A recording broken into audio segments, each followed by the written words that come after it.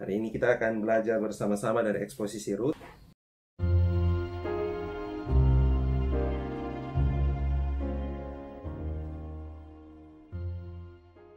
Oke, mari kita sama-sama melihat bagian firman Tuhan ini. Kita buka dari Rut. Rut pasalnya sangat sedikit ya, jadi teman-teman bisa langsung membukanya. Kita akan sama-sama belajar bagian firman Tuhan ini. Untuk itu teman-teman, kalau teman-teman ada pertanyaan atau apapun juga yang teman-teman tidak mengerti dari bagian Rut ini, teman-teman bisa langsung menulisnya di kolom chat ya, supaya saya bisa lihat. Oke? Baik, kita akan melihat Rut pasalnya yang pertama. Teman-teman lihat Rut pasalnya yang pertama. Saya akan bacakan tidak semua ya, langgar-langgar, supaya kita bisa punya waktu yang banyak. Rut pasalnya yang pertama, ayatnya yang pertama. Pada zaman para hakim memerintah, ada kelaparan di tanah Israel. Lalu pergilah seorang dari Betlehem, Yehuda, beserta istrinya dan kedua anaknya laki-laki ke daerah Moab untuk menetap di sana sebagai orang asing. Nama orang itu ialah Elimelek, nama istrinya Naomi, dan nama kedua anaknya Mahlon dan Kilion. Semua orang-orang Efrata dari Betlehem Yehuda. Dan setelah sampai ke daerah Moab, diamlah mereka di sana. Kemudian matilah Elimelek, suami Naomi, sehingga perempuan itu tertinggal dengan kedua anaknya. Keduanya mengambil perempuan Moab, yang pertama bernama Orpa, yang kedua bernama Rut. Dan mereka diam di situ kira-kira 10 tahun lamanya. Lalu matilah juga keduanya, yakni Mahlon dan Kilion, sehingga perempuan itu kehilangan kedua anaknya dan suaminya. Kemudian berkemaslah ia dengan kedua menantunya, dan ia pulang dari daerah Moab, sebab di daerah Moab itu ia mendengar bahwa Tuhan telah memperhatikan umatnya dan memberikan makanan kepada mereka. Maka berangkatlah ia dari tempat tinggalnya itu bersama-sama dengan kedua menantunya. Ketika mereka sedang di jalan untuk pulang ke tanah Yehuda, berkatalah Naomi kepada kedua menantunya, "Pergilah, pulanglah masing-masing ke rumah ibunya. Tuhan kiranya menunjukkan kasih-Nya kepadamu, seperti yang kamu tunjukkan kepada orang-orang yang telah mati itu dan kepadaku. Kiranya atas karunia Tuhan kamu mendapat tempat perlindungan masing-masing di rumah suaminya." Lalu diciumnyalah mereka, tetapi mereka menangis dengan suara keras dan berkata kepadanya, "Tidak, kami ikut dengan engkau pulang kepada bangsamu." Tetapi Naomi berkata, "Pulanglah anak-anakku, mengapakah kamu turut dengan aku? Bukankah tidak akan ada lagi anak laki-laki yang kulahirkan untuk dijadikan suamimu nantinya?" Ayat 14, menangislah pula Orpa dengan suara keras, lalu Orpa mencium mertuanya itu minta diri. Tetapi Rut berpaut padanya, berkatalah Naomi, "Telah pulang iparmu kepada bangsanya dan kepada para allahnya. Pulanglah mengikuti iparmu itu." Tetapi kata Rut, "Jangan desak aku meninggalkan engkau dan pulang dengan tidak mengikuti engkau. Sebab kemana engkau pergi, ke situ jugalah aku pergi. Dan di mana engkau bermalam, di situ jugalah aku bermalam. Bangsamulah bangsaku dan Allahmulah Allahku." Kita langsung lompat ya ke pasal 2. Teman-teman lihat pasal 2 ayat 1 dan 2. Naomi itu mempunyai seorang sanak dari pihak suaminya, seorang yang kaya raya dan kaum Elimelek, namanya Boas. Maka Rut perempuan Moab itu berkata kepada Naomi, "Biarkanlah aku pergi ke ladang memungut bulir-bulir jelai di belakang orang yang murah hati kepadaku." Dan saut Naomi kepadanya, "Pergilah anakku." Ya, ini Rut 2 ayat 1 dan 2. Kita pasal 4 saja ya, supaya waktunya tidak lama ya. Kita lihat ayatnya yang ke-13. Lalu Boas mengambil Rut dan perempuan itu menjadi istrinya, dan dihampirinya dia. Maka atas karunia Tuhan perempuan itu mengandung, lalu melahirkan seorang anak laki-laki. Sebab itu perempuan berkata kepada Naomi, "Terpujilah Tuhan yang telah rela menolong engkau pada hari ini dengan seorang penebus. Termasyurlah kiranya nama anak itu di Israel." Ya, silsilah Daud. Inilah keturunan Peres. Peres memperanakan Hesron. Hesron memperanakan Ram. Ram memperanakan Aminadab. Aminadab memperanakan Nahason. Nahason memperanakan Salmon. Salmon memperanakan Boas. Boas memperanakan Obed. Obed memperanakan Isai. Dan Isai memperanakan Daud. Ya, jelas ya ceritanya ya, teman-teman bisa mengerti. Oke, mari kita sama-sama lihat bagian ini. Saya sengaja taruh foto saya dan istri saya, ya bukan mau menggambarkan Ruth dan Boas ya. Karena Boas jauh lebih tua ya, puluhan tahun dari Ruth mungkin ya. Karena kemungkinan waktu Boas menikahi Ruth, Boas sudah punya istri. Tapi hal itu biasa di zaman itu. Jadi teman-teman jangan menilai apa yang terjadi pada Ruth dan Boas sama dengan apa yang terjadi pada zaman kita sekarang ya. Ya kan ini konsepnya berbeda ya di zaman itu dan di zaman sekarang ya. Karena zaman itu poligami masih menjadi hal biasa ya. Oke, teman-teman. Nah, yang pertama kita lihat dulu di mana tempat tinggal Elimelek dengan Naomi ya. Jadi Kanaan adalah suatu tempat yang berlimpah susu dan madunya. Teman-teman tahu ya, karena itu adalah tanah perjanjian, dan waktu pengintai-pengintai masuk dan terlihat di sana, mereka kembali dengan membawa berita bahwa memang betul apa yang Tuhan bilang, tanah itu berlimpah susu dan madu, ya. Dan di tanah perjanjian itu ada satu kota yang bernama Bethlehem. Nah, saudara, kota ini sangat luar biasa yang disebut dengan Bethlehem Efrata karena disinilah tempat Yesus lahir. Disinilah tempat Yesus lahir, dan ini daerah asal dari Elimelek dan Naomi. Saudara jangan menganggap remeh tempat-tempat yang ditulis dalam Alkitab. Karena tempat-tempat yang ditulis Alkitab selalu menunjukkan satu garis peristiwa dan sejarah. Ya. Nah, Bethlehem artinya the house of bread, rumah roti. Ya. Ini jelas menunjukkan bahwa Bethlehem itu adalah tempat yang subur. Kalau dia rumah roti, berarti Bethlehem terkenal sebagai daerah penghasil gandum, roti, dan makanan yang cukup berlimpah. Ternyata kita lihat di ayat 1 ini, Bethlehem pun mengalami kelaparan. Dan di dalam ayat 4b itu kelaparannya sudah sangat lama, cukup lama ya. Jadi teman-teman lihat, kelaparannya itu sudah cukup lama. Nah, pertanyaannya, mengapa ada kelaparan? Kalau satu daerah yang makmur tiba-tiba mengalami kelaparan, maka kita harus selidiki nih kenapa ada kelaparan. Yang pertama di situ karena dosa, ya. Jadi teman-teman lihat dari ayat seperti Ulangan 11 ayat 13 sampai 17, Imamat 26 ayat 3 sampai 5, maka jelas bahwa untuk zaman itu ada janji Tuhan yang mengatakan Tuhan pasti akan mencukupi kebutuhan makanan mereka asal mereka taat kepada Tuhan. Jadi berlaku hukum berkat dan kutuk, ya. Kalau kamu hidup, taat, dan mengikuti perintah Tuhan, maka kamu akan diberkati.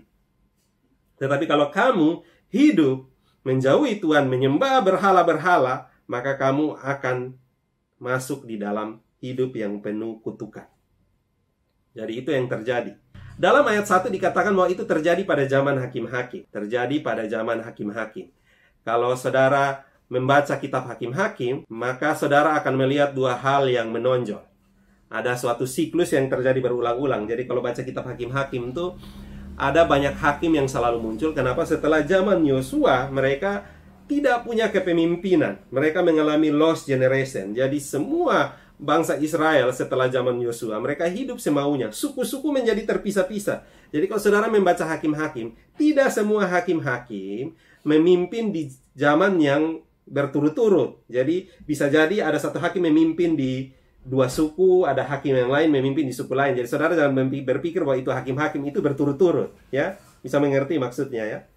Nah, hakim-hakim yang mendapat porsi yang panjang kayak Gideon, Simson, Yefta, itu hakim-hakim yang berhasil memimpin suku yang dalam jumlah yang lebih banyak, ya.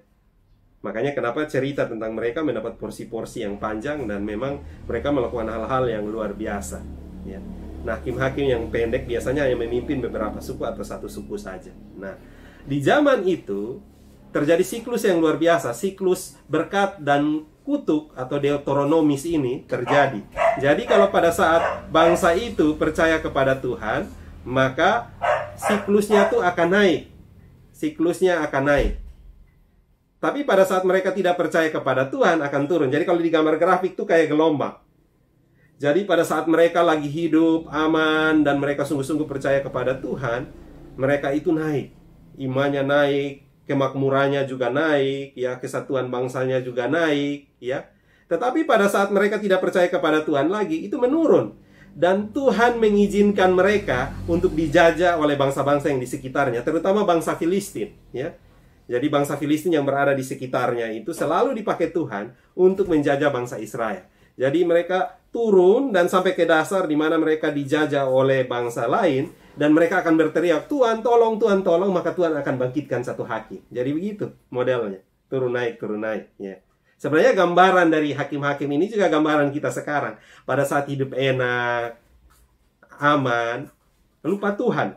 Nanti corona sudah datang, nah, melawan Tuhan, corona datang, baru berteriak Tuhan tolong, berdoa di jalan-jalan. Ya, Amerika saja sampai Trump bikin hari doa nasional. Ya, itu contoh ya. Ya, maksudnya menjadi negara yang sekuler sekali. Ya, tetapi pada saat seperti ini, orang-orang menyadari bahwa kekuatan teknologi, kekuatan adidaya, kekuatan ilmu, pengetahuan tidak sanggup melawan hanya satu virus saja. Ya. Orang sangat bergantung kepada Tuhan. Makanya ada gerakan doa dan lain-lain. Nah, siklus ini terjadi juga dari dulu sampai sekarang. Jadi memang sudah naturnya manusia berdosa. Pada saat manusia hidupnya nyaman, enak, punya harta, punya uang, selalu lupa Tuhan. Kalau saudara baca Hakim-Hakim, contohnya di zaman Gideon, setelah Gideon mengalahkan bangsa-bangsa, aman 30 tahun. Atau di Hakim-Hakim yang lain, aman 20 tahun. Nah, kalau di masa-masa aman itu, akan muncul generasi yang baru, akan naik lagi orang-orang yang hidupnya nyaman dan enak, dan mereka lupa Tuhan. Mereka berpikir bahwa mereka kaya, mereka mampu, mereka jadi makmur, karena diri mereka sendiri. Sehingga mereka lupa lagi dengan Tuhan. Yang tua-tua tidak mendidik anak-anaknya takut akan Tuhan. Ini yang disebut dengan lost generation. Jadi generasi yang baru naik juga tidak takut akan Tuhan. Sehingga pada saat mereka memimpin, mereka membawa bangsanya menyembah berhala. Jatuh lagi di dalam penjajahan. Ya. Makanya kenapa pembinaan-pembinaan yang kita lakukan ini sangat penting.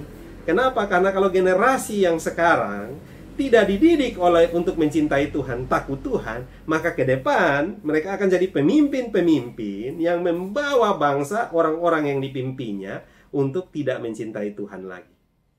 Itu yang terjadi. Maka pada saat itu Israel tidak punya raja, hidup semaunya sendiri. Jadi mereka ikut keinginannya sendiri. Jadi kemungkinan di masa Rut ini, masa di mana mereka di bawah tahap yang dibawa, karena seluruh bangsa menyembah berhala, tidak takut Tuhan lagi, sehingga Tuhan mengizinkan mereka dijajah. Dan kalau bangsa Filistin menjajah, itu kata, kalau di zaman Gideon tuh kalian membacanya, datangnya seperti belalang, dan mereka mengambil semua hasil panen, sehingga bangsa itu kelaparan, bahkan sampai ketakutan tinggal di gua-gua. Gideon bahkan mengirit gandum, ya, bukan di tempat pengirikan gandum. Ya. Jadi saudara bisa lihat di situ ya. Jadi ketakutannya luar biasa. Jadi bukan saja mereka tidak bisa makan, tapi mereka juga mengalami ketakutan. Ini latar belakangnya. Nah, yang kedua, kenapa ini bisa terjadi? Menurut saya, karena Tuhan sedang bekerja untuk melaksanakan rencananya. Ya. Jadi Allah pasti sudah merencanakan bahwa Yesus harus dilahirkan dari keturunan Rut dan Boas.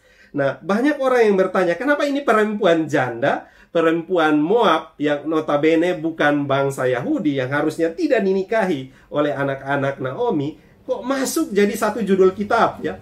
Jadi di dalam Alkitab kita ini ya, ada dua perempuan yang menjadi judul Alkitab, yaitu Esther dan Rut. Nah, kalau saudara membaca kitab Esther dan Rut, dua-duanya menunjuk kepada hal yang sama. Kitab Esther adalah kitab yang tidak menuliskan nama Tuhan dan Allah satu kali pun juga. Coba kalian baca, tidak ada. Ya. Kenapa Esther tidak menulis nama Tuhan? Karena Esther justru lagi menunjukkan hal yang sebaliknya. Dengan tidak menulis nama Tuhan, Esther lagi menunjukkan bahwa Tuhanlah sutradara di balik semuanya.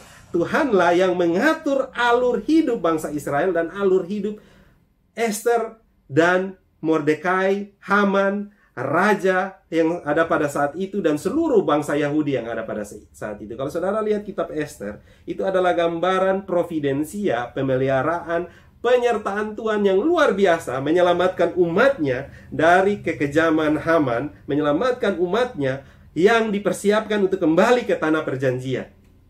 Oleh seorang perempuan bernama Esther, seorang wanita muda waktu itu, yang dipilih menjadi ratu, menggantikan Ratu Wasti. Dengan pertolongan Tuhan, dia ada di sana untuk saat-saat di mana bangsa Israel, bangsa Yahudi waktu itu ingin di bumi hanguskan. Jadi sebelum itu terjadi, Tuhan mengirimkan wanita yang biasa-biasa saja loh. Saudara tahu bahwa Esther bukan wanita luar biasa, seorang wanita muda. Tetapi imannya luar biasa, ketaatannya kepada Tuhan luar biasa. Dan Tuhan memakai dia untuk menyelamatkan bangsanya. Di dalam kitab Esther, Tuhan menyelamatkan bangsa Yahudi dari ancaman pembantaian dan genosida. Ya. Jadi saudara lihat, itu kenapa Esther muncul di situ. Kenapa? Karena ingin menunjukkan bagaimana Tuhan memelihara umatnya dan tidak pernah meninggalkan umatnya. Nah sekarang di dalam kitab Rut pun juga, Rut ini muncul di sini karena Tuhan ingin menunjukkan pemeliharaan yang luar biasa atas bangsa Israel, bangsa Yahudi, atas umat pilihannya. Bahkan bagi kita semua Israel rohani di zaman ini yang dipilih oleh Tuhan. Kenapa? Dari keturunan Rut dan Boas ini akan lahir Daud, saudara. Tadi kenapa sengaja saya baca bagian akhirnya di situ, pasal 4 ayat 18 sampai ayat yang ke-22. Karena dari keturunan Rut dan Boas ini akan lahir Daud, dan dari Daud ini akan lahir keturunan yang berikutnya sampai kepada Yesus. Teman-teman bisa lihat di dalam kitab Matius, coba buka kitab Matius ayat 5 ya, ada nama Boas di situ ya. Jadi nama Boas tercatat di dalam garis keturunan Tuhan Yesus. Hebat kan? Luar biasa ya. Saudara, Tuhan bisa memakai siapa saja menjadi alat keselamatannya, menjadi alat di dalam tangan Tuhan untuk menyatakan rencananya. Bahkan Tuhan bisa memakai hal-hal buruk. Saudara bisa lihat di sini, ini hal-hal buruk loh. Ada bencana kelaparan dan Naomi dan Elimelek harus pergi ke bangsa Moab yang notabene-nya adalah bukan bangsa pilihan. Dan di sana anak-anaknya menikahi perempuan kafir, ya, yang juga secara hukum dilarang oleh Tuhan Yesus. Ini buruk, tetapi dari keburukan itu Tuhan bisa memakai garis keturunan ini untuk datangnya juru selamat, Sang Mesias itu sendiri. Dan kalau kita lihat juga di dalam garis keturunan Mesias itu, kita bertemu dengan namanya Rahab. Rahab adalah perempuan sundal yang menolong para pengintai di Yeriko. Ada juga di sana Rahab. Saudara juga bisa bertemu dengan Tamar di sana. Tamar adalah menantu daripada Yehuda yang kehilangan suaminya dan dia melakukan trik sehingga Yehuda meniduri dia sehingga melahirkan keturunan. Tapi dari hal yang salah itu juga lahir keturunan Mesias. Jadi semua ini berada di dalam garis keturunan yang sama. Saudara bisa membayangkan? Jadi hari ini kalau saudara anak yang lahir di luar nikah, saudara anak yang ditinggal oleh papanya atau ditinggal oleh mamanya, saudara tidak usah merasa rendah diri. Kenapa? Kalau saudara percaya kepada Tuhan, saudara hidup takut akan Tuhan, Tuhan bisa merubah hal-hal yang buruk itu menjadi kebaikan.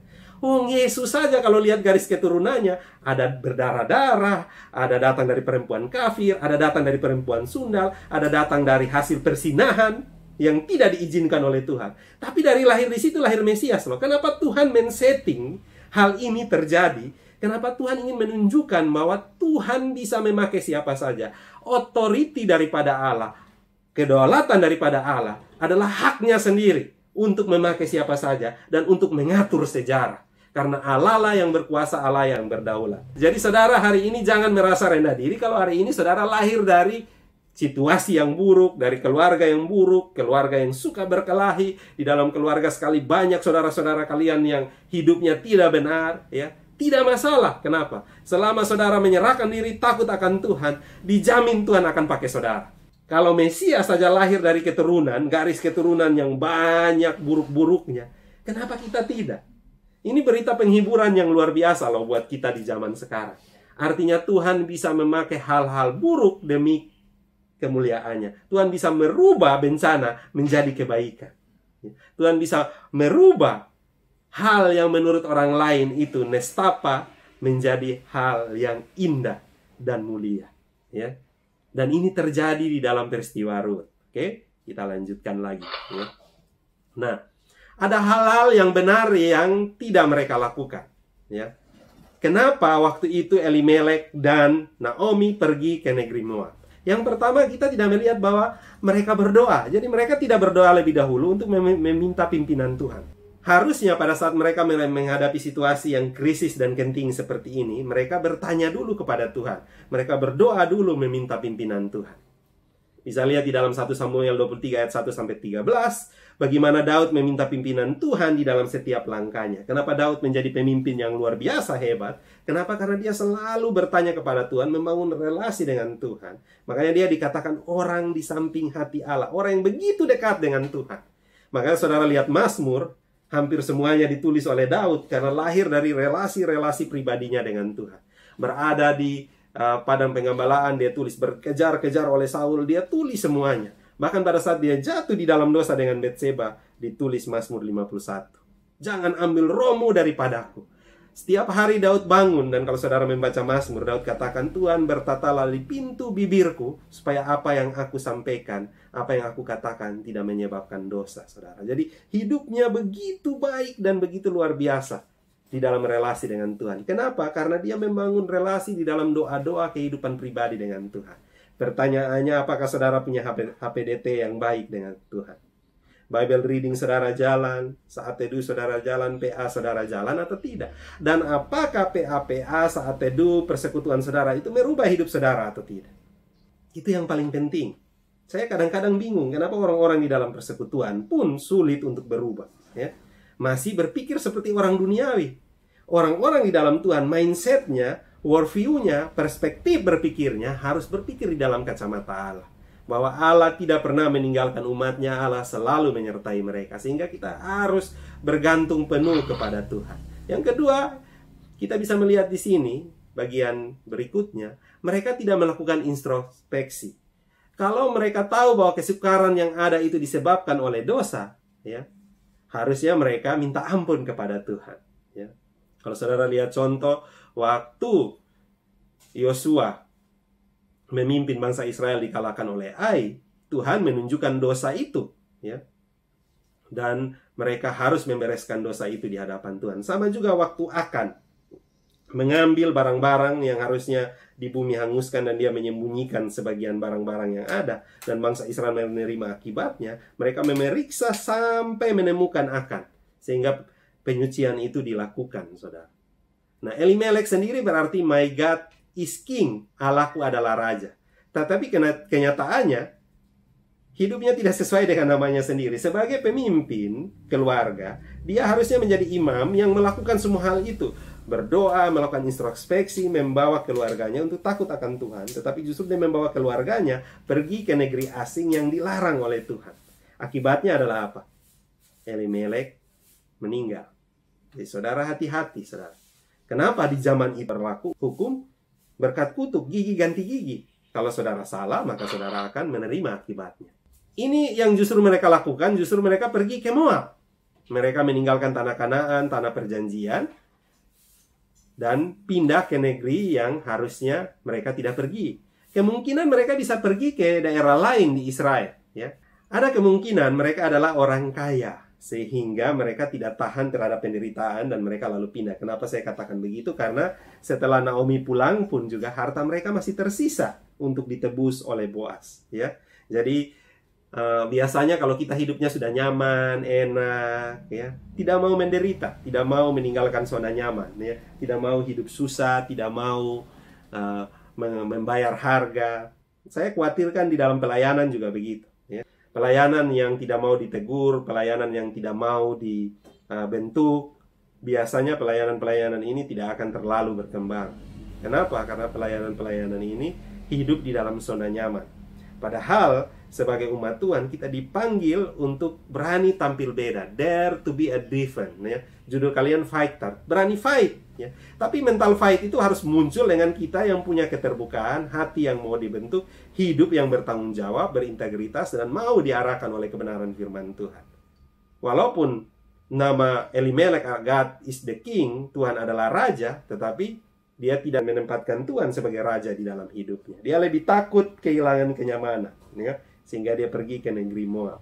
Pelayanan-pelayanan sekarang juga harus berani seperti itu. Bahkan ada pengkhotbah yang katakan bahwa murka Allah, penghukuman dari Tuhan sudah absen dari mimbar-mimbar gereja dan mimbar-mimbar khotbah saat ini. Kenapa? Karena zaman ini, generasi sekarang lebih senang mendengar khotbah Tuhan mengasihi, Tuhan memberkati, Tuhan menyayangi. Mereka lupa bahwa Tuhan juga menghukum, Tuhan juga adil, Tuhan juga menegur, Tuhan juga membentuk orang-orang. Di sini kita lihat bagaimana Tuhan membentuk Elimelek dan Naomi dengan cara yang begitu luar biasa. Pahit dan keras yang harus mereka hadapi. Makanya kenapa waktu pulang Naomi bilang jangan panggil dia Naomi, tapi panggil dia Mara. Artinya pahit, saudara. Ya. Kenapa? Karena dia merasakan bagaimana ketidaktaatan mereka kepada Tuhan mengakibatkan hal-hal yang pahit datang di dalam hidup mereka. Masih syukur Naomi bertobat. Nah, kalau kita bagaimana? Ya. Nah, pelayanan-pelayanan yang mau maju harus berani meninggalkan zona nyaman, berani fight, berani berbeda untuk menyatakan Injil keselamatan itu kepada dunia. Ya. Yang berikut, Mahlon dan Kilion kawin dengan perempuan Moab, yaitu Ruth dan Orpa. Kalau saudara lihat di dalam Perjanjian Lama, di situ saya sudah tuliskan ayat-ayatnya. Orang Israel dilarang menikah dengan orang kafir. Ulangan 7 ayat 1 sampai 4, Ulangan 23 ayat 3, Esra 9 ayat 1 dan 2, Nehemia 13 ayat 23 sampai 27. Bahkan di dalam Esra dan Nehemia, orang Israel yang sudah kawin dengan bangsa kafir itu disuruh mengusir istrinya dari dalam rumahnya. Ya, ini hukumnya berbeda di zaman itu karena mereka betul-betul membawa keluarga-keluarga mereka itu untuk menyembah berhala. Sehingga Tuhan menyuruh melakukan penyucian. Ya, dalam Ulangan 7 ayat 1 sampai 4, Ulangan 23 ayat 3, hukumnya jelas, bangsa Israel sebagai bangsa pilihan Allah jangan menikah dengan bangsa non pilihan. Ya.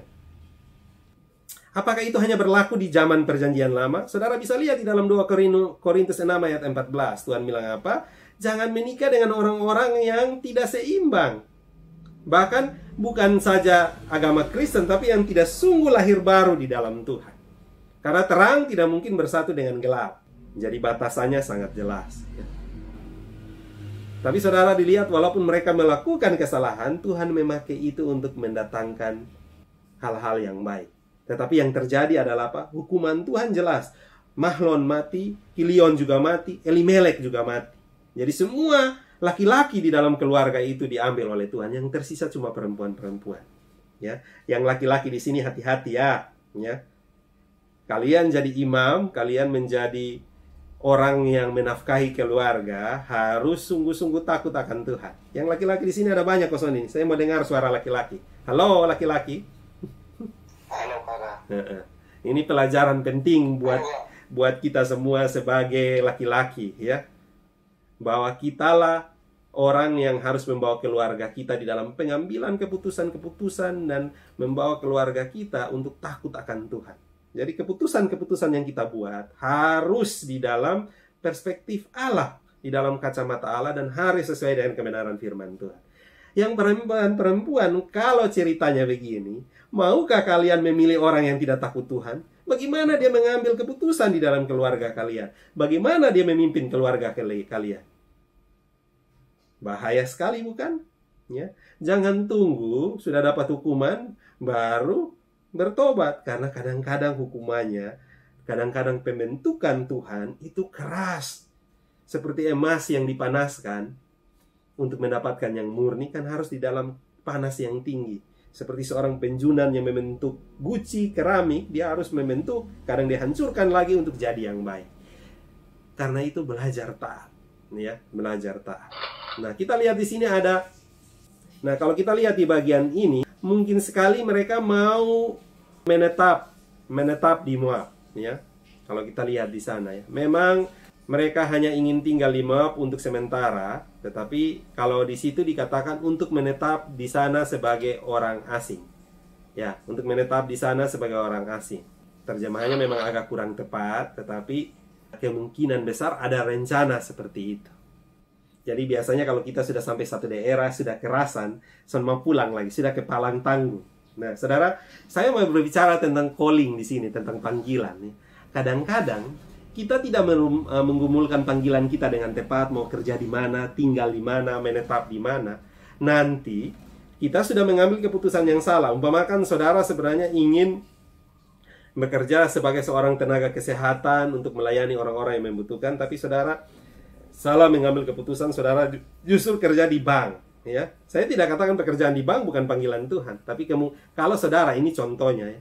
Nah, setelah bekerja di bank, kerja dari pagi sampai malam, baru pulang, saudara tidak punya waktu lagi untuk melayani, tidak punya waktu lagi persekutuan, saudara baru berpikir, kenapa ya saya ada di sini? Tetapi karena saudara sudah lama berada di sana, saudara tidak punya pilihan lagi untuk keluar. Jadi tetap harus jalani, sehingga saudara bekerja dengan hati yang tidak sungguh-sungguh, hati yang tidak sukacita. Maka akan terlihat di dalam hidup saudara yang penuh masalah, hidup saudara yang penuh pengeluhan dan lain-lain. Kenapa? Karena kalau saudara sudah ada di sana, tidak ada titik balik untuk kembali. Atau saudara mungkin pinginnya sebenarnya saudara mau tinggal di satu daerah di mana saudara punya kesempatan melayani lebih banyak, kesempatan untuk memberkati lebih banyak. Tapi karena unsur jodoh dan pekerjaan, saudara harus umpamakan tinggal di Alor umpamakan atau di Sumba umpamakan. Terus sudah lama-lama di sana saudara pikir, kok saya di sini hanya begini-begini saja ya? Kok saya tidak bisa melakukan apa-apa, saya tidak bisa melayani, saya urus adat lebih banyak, saya urus begini lebih banyak, saudara mulai stres nih. Kenapa saya ada di sini ya? Tapi saudara tidak bisa kembali karena saudara sudah memulai hidup lama di sana, ya, sudah menjalani hidup lama di sana. Ini yang membuat saudara sulit untuk kembali. Karena itu belajar dari peristiwa Elimelek dan peristiwa Ruth, Naomi, saudara harus belajar untuk menggumulkan semuanya dengan baik dari awal. Tadi kita lihat di situ mereka harus berintrospeksi, berefleksi, berdoa supaya keputusan mereka yang diambil itu harus sesuai dengan apa yang Tuhan mau. Nah, apakah berhasil? Ya, berhasilkah usaha mereka? Ya, mula-mula kelihatan berhasil. Jadi biasanya begitu. Kalau kita salah mengambil keputusan, salah menangkap panggilan Tuhan, biasanya juga tetap berhasil sih, kelihatan kaya, ada uang, jalan. Tetapi saudara, ukurannya itu adalah damai sejahtera. Ukurannya itu apakah kalian menjadi berkat atau tidak. Karena apa? Kita blessed to be a blessing. Jadi kalau saudara hanya melihat ukurannya saudara kaya, tapi saudara hidupnya bertengkar terus dengan istri, saudara tidak merasa sukacita di dalam hati, saudara rasa ada yang kosong, saudara rasa tekanan terus menerus, saudara terganggu setiap kali saudara saat teduh baca firman Tuhan, terus saudara tidak melayani, saudara tidak punya kesempatan memberkati orang lain, saudara tidak punya kemampuan untuk menjadi berkat, blessed to be a blessing, saudara jadi stres sendiri. Itu tandanya ada yang salah dengan panggilan saudara, ada yang salah dengan hidup saudara. Karena apa? Kalau saudara menjalani hidup di dalam Tuhan, saudara pasti bersukacita. Kayak saya dulu, semua keluarga saya tidak ada yang setuju saya jadi hamba Tuhan. Oke, kerja di bank. Oke, lanjut S2 saja supaya jadi dosen. Tapi saya memilih menjadi hamba Tuhan. Bagi sebagian orang itu pilihan yang bodoh. Tapi sampai hari ini saya tetap sukacita mengerjakannya. Bahkan jadi hamba Tuhan pun ada tawaran dari berbagai gereja. Oke, melayani di gereja dengan fasilitas yang lebih bagus, uang yang lebih banyak. Kerja di perkantas, persekutuan kantong terbatas ya. PMK, persekutuan mahasiswa kere gitu. Ya tidak ada apa-apanya ya. Tetapi kenapa saya mau melakukannya? Kenapa? Karena disitulah Tuhan memanggil saya dan ada hati yang sukacita dan tenang. Entah nanti Tuhan mengarahkan saya ke panggilan yang berikut, tapi untuk sekarang saya mengalami itu. Saya ketemu teman-teman saya yang sudah jadi pejabat, jadi bos. Kadang mereka bilang, lu kok kelihatan muda terus dan sukacita. Kita kok rambut sudah putih, botak ya, muka sudah keriput. Mereka mengalami tekanan yang luar biasa di dunia kerja. Dan kadang mereka tidak nyaman gitu. Karena mereka harus mengikuti hal-hal yang tidak sesuai dengan hati nurani mereka ya. Saya mengerjakan pelayanan saya dengan sukacita. Dampaknya akan beda di dalam hidup saudara. Karena itu, ini menjadi pelajaran buat kita yang masih muda-muda untuk memilih pekerjaan ke depan. Tadi saya singgung bank, kerja di bank juga bagus. Ya, saudara bisa memberkati orang lain dan saudara juga bisa melakukan banyak hal di sana. Ya, karena itu bagian yang penting juga. Kalau tidak ada orang percaya di sana juga bahaya. Tetapi apakah itu panggilan saudara? Saudara jadi saudara tenaga kesehatan, apakah itu panggilan saudara? Saudara menjadi guru, apakah itu panggilan saudara? Mau guru di mana juga menjadi pertanyaan, ya. Saudara mau kerja di puskesmas mana, daerah mana juga menjadi pertanyaan. Memang karena keinginan menjadi PNS yang luar biasa sehingga orang lebih memilih, ada buka PNS di Malaka banyak, semua lari ke sana. Ada buka ini, semua lari ke sana. Akhirnya mereka bukan mengarahkan hidupnya, tetapi pekerjaan yang mengarahkan hidupnya. Tapi bisa jadi juga hal tersebut memang cara Tuhan untuk memanggil kita. Jadi saudara tidak harus anti juga dengan hal begitu. Tapi gumulkan dengan serius, apakah Tuhan memanggil saudara ke sana. Oke? Nah, sekarang kita lihat. Ada hal yang menarik dari kitab Rut, yaitu bahwa kitab Rut ini penuh dengan masalah budaya, adat istiadat, dan tradisi orang Yahudi, orang Israel pada zaman itu. Nah, saya kasih contoh, ini bagian yang sangat kental di dalam kitab Rut, yaitu hukum Goel dan Levirat. Ya. Nah, hukum Goel dan Levirat ini yang berlaku di dalam bagian ini. Ya. Mungkin kalau kita baca pasal 1 tadi, kalian bingung nih, kenapa Naomi berkata kepada Orpa dan Rut, kalian pulang saja, karena saya tidak mungkin dapat menjadi penolong kalian, dan saya juga tidak akan melahirkan lagi anak. Kalaupun dilahirkan, dia masih terlalu kecil, dan kalian pasti sudah tua atau sudah mati untuk bisa menikahi dia. Aneh kan, kenapa itu bisa terjadi? Karena ini ada hukum Levirat dan hukum Goel. Nah, hukum Levirat itu menyangkut adat perkawinan. Apabila kepala keluarga meninggal, maka adiknya atau saudaranya akan menggantikan, dan anak-anak yang dilahirkan akan menjadi pewarisnya. Jadi kalau umpamakan di sini Ratna punya suami meninggal, maka saudara daripada suaminya Ratna, adiknya harus menikahi Ratna. Dan anak yang nanti dilahirkan dari perkawinan itu tidak akan menjadi anak daripada adiknya itu, tapi tetap dianggap pewaris, bahkan marga dibawa dari saudaranya yang telah meninggal itu. Jadi dari suaminya Ratna yang telah meninggal. Jadi kira-kira seperti itu ya. Bisa mengerti ya. Makanya kalau kalian ingat di dalam kisah Tamar, karena Onan harus menggantikan kakaknya ya, menikahi, dia tidak mau kan? Karena kalau dia punya anak dengan Tamar, nanti anaknya itu tidak menjadi anaknya, sehingga dia melepaskan spermanya di luar, maka lahirlah kata onani itu. Jadi kalian mengerti sekarang kata onani asalnya dari mana ya? Dari Alkitab, saudara. Onan jadi onani. Ya. Kenapa? Karena dia tidak mau melakukan hukum Levirat ini, karena bagi dia, anak saya. Makanya dia dihukum oleh Tuhan. Berat loh dia dihukum mati oleh Tuhan. Kalau saudara baca kisah itu ya. Nanti baca sendiri ya. Ya. Nah, hukum Goel, sang kerabat penebus. Jadi biasanya kalau orang yang sudah meninggal, mereka punya harta yang ditinggalkan, warisan. Kadang warisan itu juga sudah digadaikan. Di dalam kasusnya Naomi dan Ruth ini, harta peninggalan Elimelek itu, mereka cukup kaya mungkinnya, ada banyak harta yang ditinggalkan dan sudah digadaikan, sehingga harus ada yang menebus. Nah, orang yang menebus ini yang disebut dengan sang kerabat penebus atau Goel. Ya. Nah, yang harus menikahi disebut dengan Levir. Makanya disebut dengan hukum Levirat. Nah, dua hukum ini biasanya berjalan bersamaan. Jadi Goel dan Levirat ini seperti dua sisi mata uang. Kenapa? Karena kalau lu menebus hartanya, maka lu juga menebus istrinya. Lu mendapatkan istrinya, jandanya. Ya. Jadi kalau seandainya begini, karena dalam kasus Naomi dan Ruth, Naomi tidak mungkin punya anak lagi, maka kerabat terdekat yang menjadi kerabat penebus. Ya, di dalam hal ini ada orang lain yang lebih berhak dibandingkan daripada Boas. Makanya kalau kalian baca di pasal terakhir, Boas mengajak tua-tua kota pergi ke pintu gerbang. Jadi di zaman itu hukumnya begini, kalau kalian ingin menyelesaikan satu persoalan, harus disaksikan oleh 2-3 orang saksi, dan itu adalah tua-tua. Maka mereka memanggil tua-tua, orang-orang yang dihormati, dan dilakukan di pintu gerbang. Kenapa? Itu melambangkan supaya ini seluruh kota harus tahu gitu loh, karena dilakukan di pintu gerbang ya. Jadi dilakukan di pintu gerbang kota, di situ memakai kasut dan melepaskan kasut. Jadi sistemnya seperti kalian baca sendiri. Nah, orang yang pertama itu, ini kepintaran daripada Boas ya. Boas bilang begini, kalau kamu mau, maka kamu tebus hartanya. Oh, orang yang pertama itu mau, karena dia merasa, wah hartanya pasti sawah-sawahnya bagus nih ya.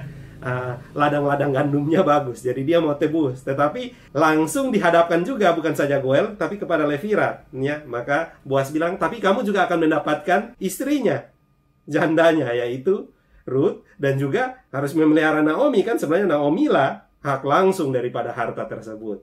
Maka orang itu langsung pikir-pikir, dapat janda lagi, saya sudah punya istri. Akhirnya dia menolak kan. Makanya si Boas yang dapat. Jadi ini memang hikmat yang diberikan oleh Tuhan kepada Boas untuk memainkan hukum ini supaya orang itu tidak mau mengambil Ruth. Sehingga akhirnya hak itu diberikan kepada Boas sebagai Goel yang kedua, kerabat penebus yang kedua, dan dia sendiri juga menjadi Levir buat si Ruth. Ya, ini kisahnya. Ya, jadi ini hukum Levirat dan hukum Goel. Jadi di zaman perjanjian lama, di dalam tradisi orang Yahudi ini berlaku, ya. Makanya jangan heran kenapa orang bisa beristri 2, beristri 3, karena terpaksa harus menebus. Tapi memang hukum ini berlaku di zaman itu, ya. Oke. Nah, kita lihat. Saya tidak mau langsung bahas satu-satu, tapi kita bahas langsung karakter daripada tokoh-tokoh yang ada, ya. Elimelek sudah jelas saya jelaskan tadi. Elimelek tidak bisa menjadi pemimpin yang baik.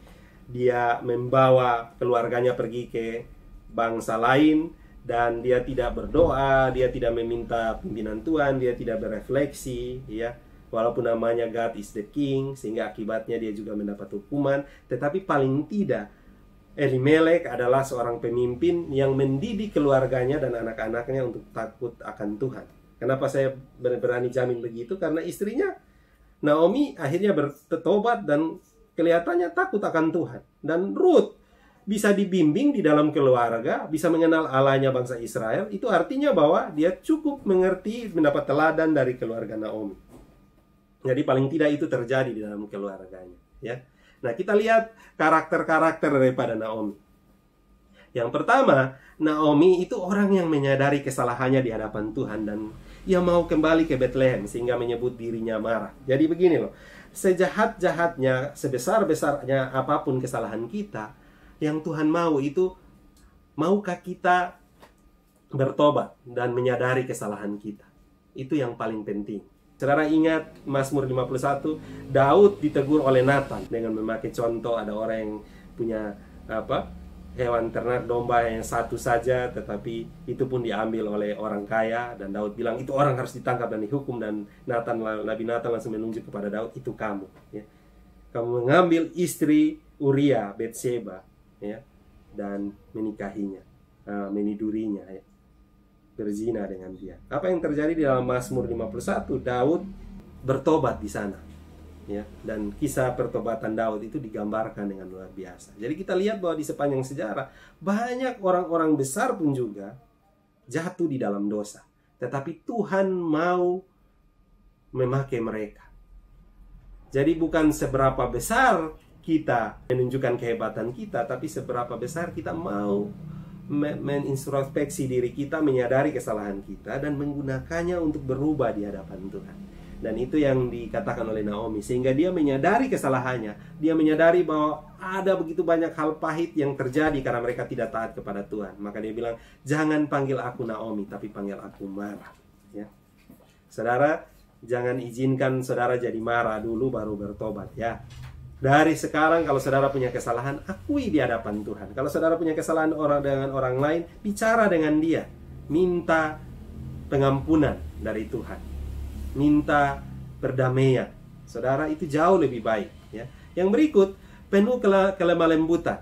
Ya, terlihat dari cara dia memperlakukan Ruth dan Orpa. Saudara lihat di sana, dia seharusnya bisa memaksa mereka untuk ikut, tetapi dia lebih memilih menolong, bersikap lemah lembut. Bahkan dia sangat lemah lembut terhadap Ruth. Saudara bisa lihat bagaimana dia memperlakukan Ruth dengan luar biasa, ya. Sabar dan tidak memaksa, ya. Secara hukum dia bisa menuntut Orpa dan Ruth untuk mengikutinya, tapi dia justru menganjurkan mereka untuk kembali. Dia lebih memilih biarlah kalau dia sengsara sendiri. Karena secara hukum, kalau orang Kupang bilang supaya rebelis, kan dia punya hak. Itu menjadi bagian dari keluarga dia. Dia menuntut mereka untuk mengikutinya. Tapi justru dia menyuruh mereka untuk kembali, ya.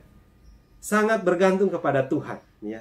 Saudara lihat bagaimana dia selalu memuji Tuhan. Dia menunjukkan relasi yang akrab dengan Tuhan. Dia melihat apa yang terjadi pada Ruth itu sebagai cara Tuhan menolong mereka. Jadi Naomi ini gambaran ibu yang luar biasa, ya. Ia mengerti adat istiadat, mengasihi Ruth sama seperti anaknya sendiri. Jadi dia mendorong Ruth ke tempatnya Boas, bahkan dia memakai cara-cara yang sopan dan baik dengan menyuruh Ruth berurap, yang memakai kosmetik dan pergi ke rumah, tapi tidak terkesan menjadi wanita murahan dan menjual diri, ya. Kalau saudara baca di situ, ya. Dia bahkan menganggap Ruth lebih, bahkan sama seperti anaknya sendiri, ya. Dan ia mampu membuat strategi yang jitu agar Ruth bisa bersama Boas. Jadi dia cukup cerdas juga, ya. Jadi ini bukan trik dan tipu, ya, trikpu, tetapi ini hikmat yang diberikan oleh Tuhan supaya rencana Tuhan bisa terjadi. Jadi saudara jangan berpikir bahwa Naomi ini seperti ini tante-tante yang menjual seorang anak gadis kepada orang lainnya. Tidak, ya. Ini dia memakai hikmat dari Tuhan yang diberikan oleh Tuhan di dalam cara yang sopan. Saudara lihat di sana caranya sangat sopan, ya. Di dalam budaya itu kalau mereka datang dan membuka kain yang menutupi, maka mereka berkenan dan akan bisa menerima dia sebagai istri dan lain-lain. Itu dipahami oleh Naomi sehingga dia menyuruh Ruth melakukannya. Jadi ini bukan vulgar, ya, ini hal-hal yang etis dan sesuai norma. Dan Naomi memahami hal itu. Saudara bisa melihat, kalau saudara jadi ibu dan saudara nanti punya menantu, ya, saudara jangan jadi mertua yang dibenci, ya, mertua yang jahat, karena begitu banyak cerita tentang mertua yang jahat. Kita lihat di sini Naomi justru luar biasa, ya.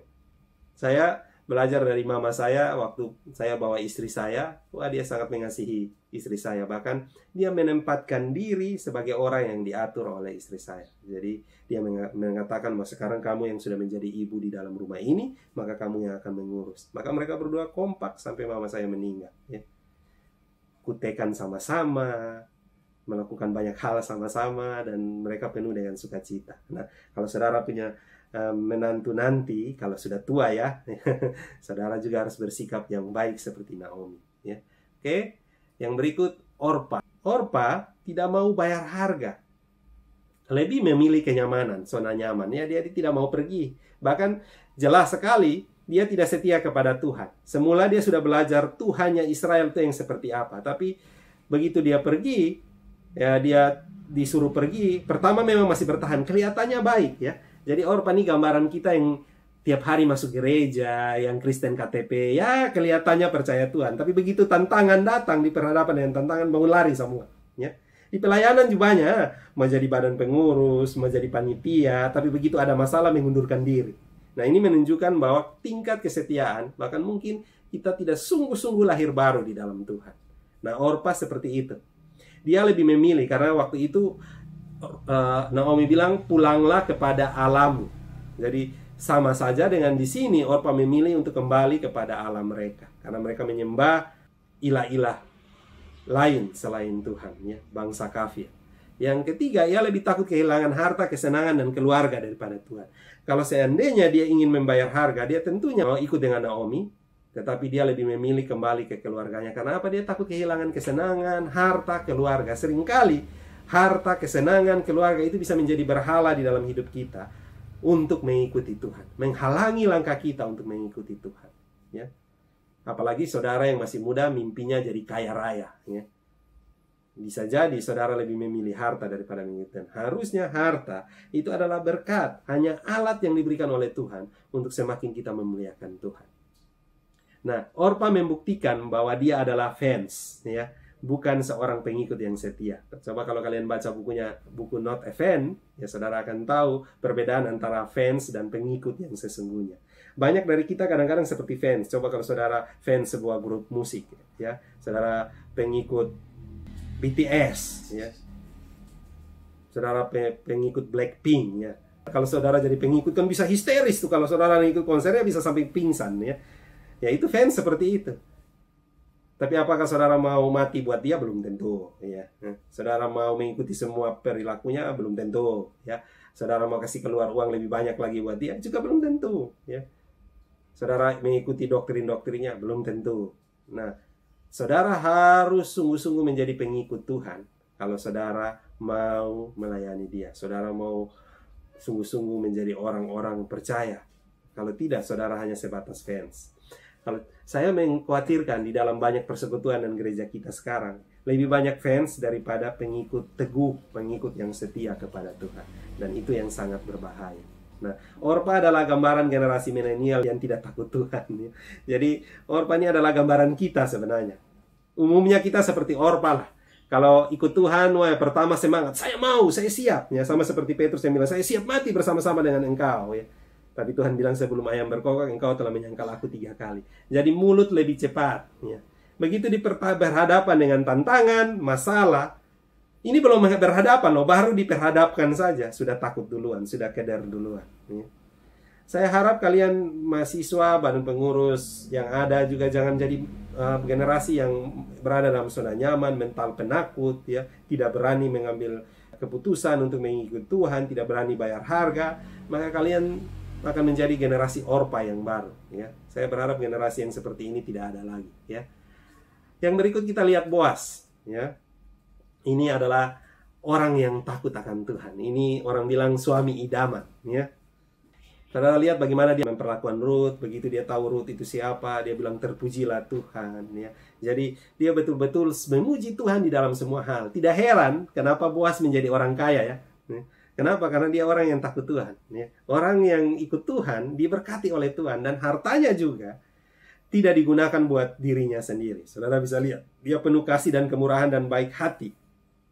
Bahkan dia mengizinkan Rut untuk terus berada di ladangnya, memanen hasil gandum, hasil kebunnya, ya. Saudara, di dalam tradisi orang Yahudi, di dalam hukum yang diberikan, hukum Taurat, bagian sudut-sudut daripada ladang yang mereka panen itu tidak boleh mereka ambil. Itu diberikan buat para janda, orang miskin, orang asing, orang-orang yang membutuhkan. Dan kalau mereka sudah memanen, bagian yang telah dilewati tidak boleh diambil lagi. Karena itu diberikan buat hak kepada itu, orang-orang yang membutuhkan, janda, orang miskin, yatim piatu, dan lain-lain, ya. Tetapi kalau kita melihat di sini, Rut diberikan kesempatan Boas lebih daripada itu. Itu artinya apa?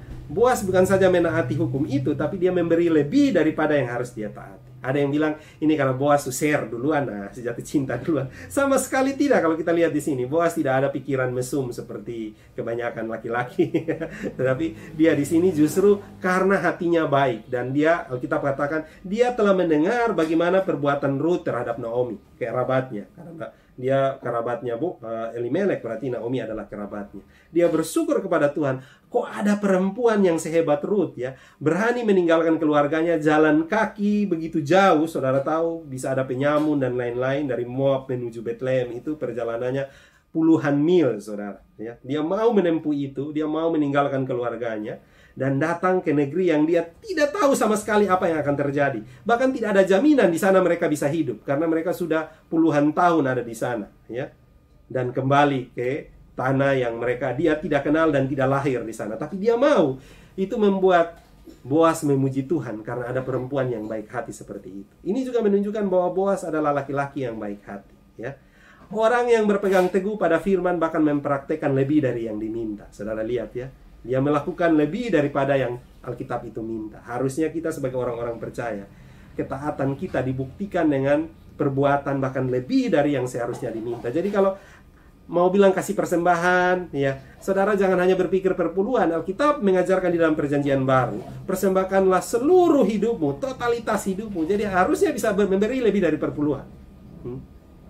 Karena semuanya milik Tuhan. Harta kita milik Tuhan, uang kita milik Tuhan, semua yang ada pada kita milik Tuhan. Saya yakin Boas punya pemikiran hal itu. Dia kasih banyak pun dia tidak akan berkekurangan, karena Tuhan terus memberkati hidupnya. Yang berikut, dia setia dan berintegritas, karena dia mau menebus Rut dan Naomi dan memegang kata-katanya, ya. Ini luar biasa. Dia berjanji akan menebus, mengambil Rut. Itu sekaligus juga Naomi, karena Naomi dan Rut itu satu paket, ya. Dan dia setia dan melakukan. Bisa jadi kan dia cuma mau memanfaatkan, tapi itu tidak terjadi, ya. Dia mau menerima, dia bertanggung jawab dengan apa yang dia katakan. Jadi integritas itu apa yang dipikirkan, apa yang direncanakan, itu sama dengan apa yang dikatakan dan diperbuat. Seringkali kita hanya pikir tapi tidak buat. Seringkali kita hanya omong tetapi juga tidak dibuktikan, hanya omong doang.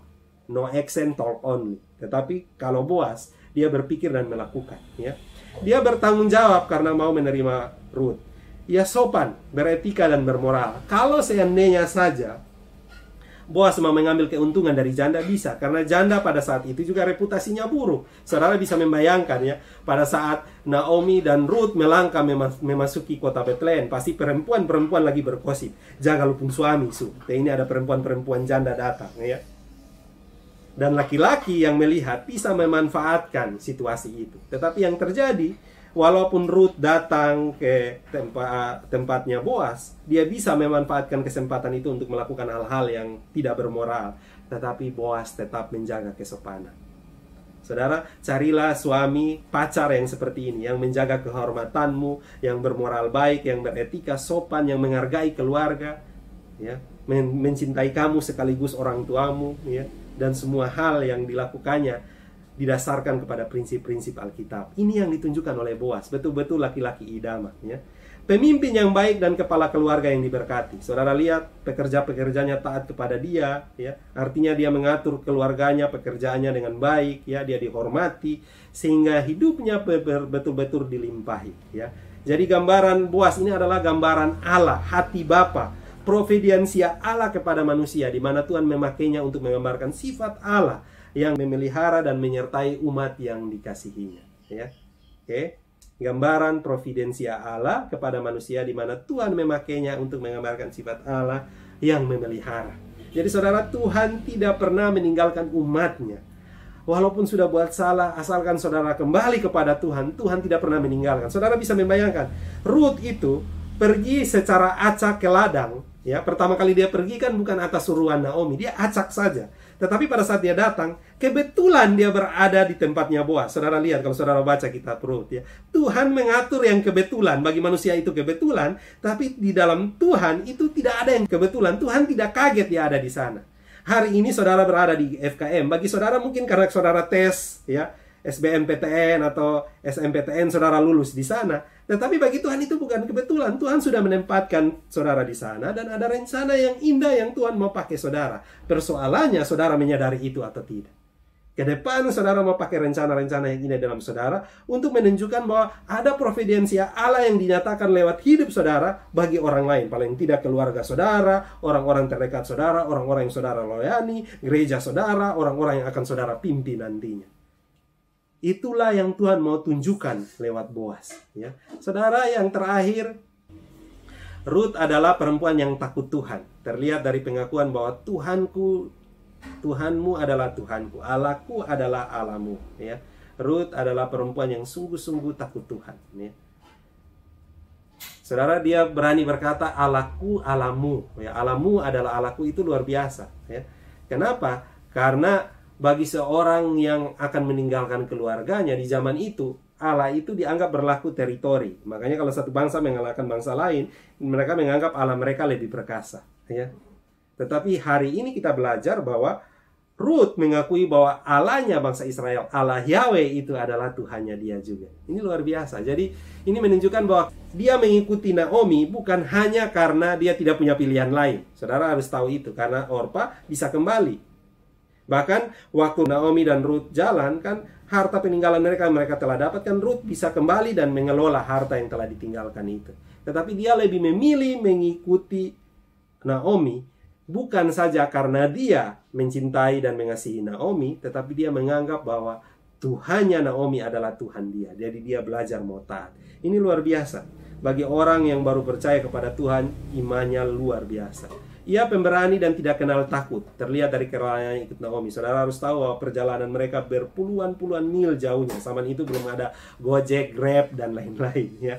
Jadi mereka berjalan kaki, kalau bisa naik unta dan lain-lain. Dan bahaya di dalam perjalanan, habis perempuan janda jalan sendiri sangat besar. Banyak perompak dan lain-lain. Tapi dia mau ikut. Yang paling luar biasa, itu berarti dia meninggalkan keluarganya. Dia meninggalkan seluruh masa lalunya, seluruh pengalaman masa kecil sampai besarnya, untuk datang kepada negeri yang tidak ada jaminan mereka punya apa-apa di sana. Tidak ada jaminan dia akan makan minum dari mana. Makanya saudara lihat, begitu sampai, dia pergi untuk mencari pekerjaan, ya. Dia rajin bekerja keras dan tidak pantang menyerah. Saudara lihat di sana, dia bekerja sampai malam-malam, saudara. Sebagai orang yang tidak punya apa-apa, dia pergi memanen gandum di tempatnya Boaz. Kebetulan dia berada di sana. Dia bekerja dengan rajin, bekerja keras, dan dia tidak pantang menyerah. Setiap hari dia datang. Kalau saudara lihat, sampai Naomi itu melihati dengan dia begitu sedih, begitu luar biasa terharu, karena dia punya anak mantu yang mau berkorban buat dia dan menolong hidupnya. Dia baik hati dan bertanggung jawab dan penuh kemurahan. Walaupun sudah sampai ke Bethlehem, Ruth bisa beralasan, Naomi lu kerja toh, beta juga mau kerja urus hidup masing-masing. Tapi yang ada di sini, dia menanggung Naomi loh. Dia bekerja untuk membantu kehidupan Naomi juga. Jadi dia betul-betul bertanggung jawab dan hatinya penuh dengan kemurahan hati. Ia mau melayani, selalu mementingkan kepentingan orang lain daripada diri sendiri. Kalau mau bertanya langsung ditulis di chat, ya. Kalau dia mau memikirkan diri sendiri, ngapain dia pikir Naomi? Dia bisa cari selamat sendiri. Tapi dia memikirkan Naomi lebih dulu loh. Ya, kalau lihat di sana, apapun juga dia bicarakan dengan Naomi. Hatinya luar biasa. Tuhan memang bilang kepada kita, kita harus menganggap kepentingan orang lain lebih daripada kita sendiri. Di dalam Roma ditulis begitu kan. Orang-orang yang melayani, apalagi kalian sebagai pengurus, saudara harus belas kasihan, punya kemurahan, seperti yang Tuhan Yesus selalu nyatakan. Dia datang ke dalam dunia, tidak ada sama sekali kepentingan bagi dirinya sendiri. Dia mengasihi orang lain. Karena begitu besar kasih Allah akan saudara dan saya, dia mau mati buat kita. Inilah sebenarnya yang dipunyai oleh Ruth, saudara. Ruth dan Boaz sama-sama menggambarkan gambaran penebusan itu. Boaz menebus Ruth, tapi Ruth juga menggambarkan gambaran Allah yang mau berkorban bagi orang lain. Allah yang mau menyerahkan segalanya untuk orang-orang yang membutuhkan. Saudara, Ruth adalah gambaran umat yang mau taat dan bergantung kepada Tuhan. Bayangkan, coba, bayangkan ya, kalau kalian punya istri atau suami seperti Boaz dan Ruth, ya, wah itu luar biasa. Ya. Saudara punya istri dan suami seperti Boaz dan Ruth, wah itu sangat-sangat luar biasa. Ya. Saya pernah melayani di NTB, saya bertemu dengan dua orang hamba Tuhan lulusan Aletea. Istrinya bernama Ruth, suaminya bernama Boaz. Luar biasa, dan memang hidup mereka berdua pun luar biasa. Saya tinggal di rumah mereka beberapa hari. Mereka tidak mengenal saya dan saya sebelumnya tidak mengenal mereka, tapi mereka melayani saya dan luar biasa, bahkan mengantar saya kemana-mana. Ya. Ini saya dengar sudah salah satu dari mereka sudah meninggal, tapi itu contoh yang luar biasa. Nama mereka seperti Alkitab dan hidup mereka juga seperti Alkitab. Ya. Nah, teman-teman, inilah yang Tuhan mau dari kita. Kita sebagai umat harus punya hati seperti Ruth. Karena Allah tetap memelihara kita di dalam segala keadaan. Di situasi-situasi pandemi ini, saudara-saudara tidak perlu takut. Saudara tidak perlu khawatir. Sama seperti Ruth yang bergantung sepenuhnya kepada Tuhan. Dia berani meninggalkan semua yang ada di belakangnya. Menggantungkan hidupnya kepada pemeliharaan Tuhan. Dan Tuhan membuktikan bahwa dia Allah. Dia Jehovah Jireh. Dia Allah yang memelihara. Dia Allah yang menjaga. Dia Allah yang menyertai dan tidak pernah meninggalkan umatnya. Dan akhirnya happy ending kan, saudara bisa lihat di sana. Boaz bisa menebus Ruth dan mereka bisa hidup bahagia, dan keturunan-keturunan yang luar biasa lahir dari kehidupan mereka. Saudara, ketika satu anak Tuhan bertemu dengan satu anak Tuhan, menjalani hidup di dalam takut akan Tuhan, bukan saja mereka yang akan bahagia, tetapi mereka akan melahirkan keturunan-keturunan yang takut akan Tuhan dan memberikan berkat, menjadi dampak yang luar biasa bagi generasi selanjutnya. Itu kenapa kita selalu menganjurkan saudara, cari pasangan hidup yang takut Tuhan. Jadilah Ruth dan Boaz bagi pasangan saudara masing-masing. Kalau saudara perempuan, jadilah Ruth buat Boaz, calon pasangan saudara. Kalau saudara laki-laki, jadilah Boaz buat Ruth, ya, untuk bertanggung jawab sepenuhnya di dalam hidup mereka. Inilah gambaran yang luar biasa dari kisah Ruth di dalam hidup kita. Nah saudara, belajarlah, teladanilah Ruth, Boaz, Naomi. Dari kesalahan-kesalahan yang diperbuat, mereka bangkit dan menjadi berkat luar biasa. Itu sebabnya nama mereka tercatat di dalam kitab ini. Dan Ruth menjadi tonggak sejarah karena Tuhan memakai dia di dalam garis keturunan Mesias, saudara. Seorang wanita kafir, wanita biasa-biasa saja, hanya seorang janda, tetapi Tuhan memakai dia dengan luar biasa. Hanya lewat ketaatan, lewat rajin, lewat pekerja keras, lewat kebergantungan yang tinggi, Tuhan membuktikan pemeliharaan di dalam hidupnya. Oke, teman-teman? Ada yang ingin bertanya?